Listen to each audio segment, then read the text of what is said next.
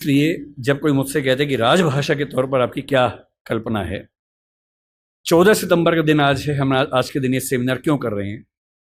14 सितंबर 1949 को शाम को 6 बजे एक फैसला हुआ था। एक अजीब सी अफवाह लोगों ने उड़ा रखी है। कहते हैं कि 14 सितंबर को मतदान हुआ कि भारत की राजभाषा कौन सी होनी चाहिए, हिंदी या अंग्रेजी। वोटिंग हुई, आधे वोट हिंदी के पक्ष में उठे, आधे अंग्रेजी के पक्ष में उठे, एकदम बराबर हो गया।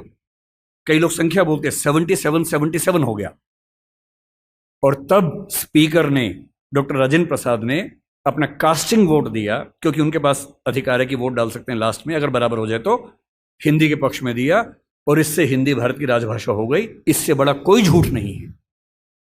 ऐसा कुछ नहीं हुआ था संविधान सभा में, सफेद झूठ है। 12 सितंबर को शाम 4 बजे इस मुद्दे पर बहस शुरू हुई। संविधान सभा की डिबेट्स पढ़ के देखिए, 180 पेज की डिबेट है राजभाषा की। 180 पेज, एक दो पेज का मामला नहीं है।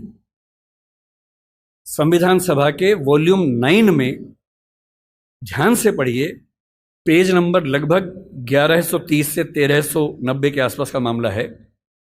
180 पेज की डिबेट है, उसमें खूब मुद्दे हैं। छोटी मोटी वोटिंग हो रही है के मामलों में।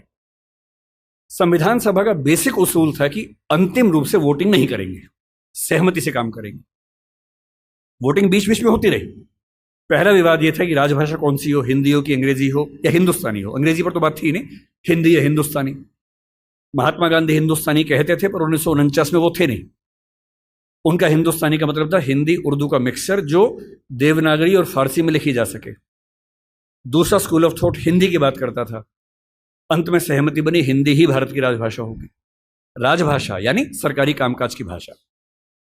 दूसरा सवाल था कि लिपि कौन सी हो, देवनागरी हो। कुछ ने कहा कि देवनागरी और फारसी हो, कि हिंदी को फारसी में भी लिख सके। कुछ ने कहा देवनागरी और रोमन हो, हिंदी को रोमन में, जैसे व्हाट्सएप में लिखते हैं वैसे लिख सके। खूब विवाद हुआ। अंत में हुआ कि देवनागरी ही लिपि होगी।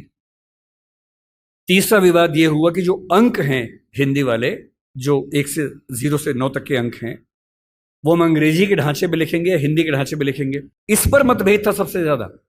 इस पर वोटिंग में बराबरी हुई थी। और अंत में वोटिंग से नहीं, संविधान सभा के बाहर की बातचीत में समझौता हुआ।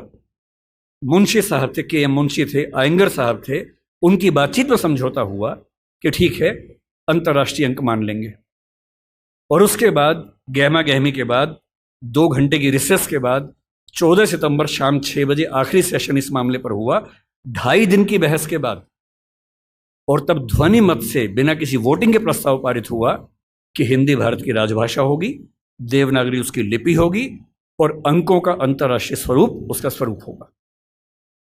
इस झूठ को मन से निकाल दीजिए। ये झूठ मैंने भी 1000 बार सुना था अपने अध्ययन के दौरान।